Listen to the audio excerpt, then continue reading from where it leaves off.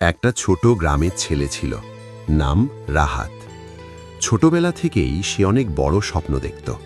সে চাইতো একদিন সফল মানুষ হতে, নিজের পরিবারকে ভালো জীবন দিতে। কিন্তু তার একটা বড় সমস্যা ছিল, সে নিজের ওপর বিশ্বাস করত না। স্কুলে যখন শিক্ষক তাকে কিছু জিজ্ঞেস করতেন, সে উত্তর জানলেও চুপ থাকত।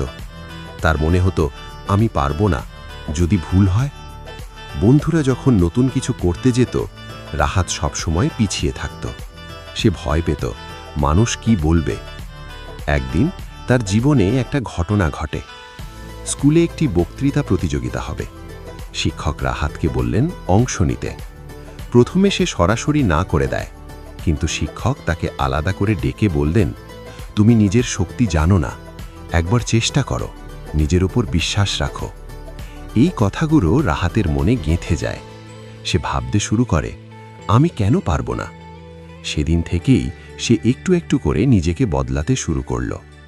প্রতিদিন আয়নার সামনে দাঁড়িয়ে সে প্র্যাকটিস করত।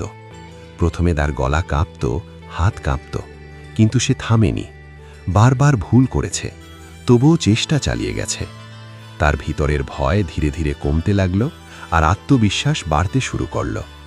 অবশেষে প্রতিযোগিতার দিন এলো।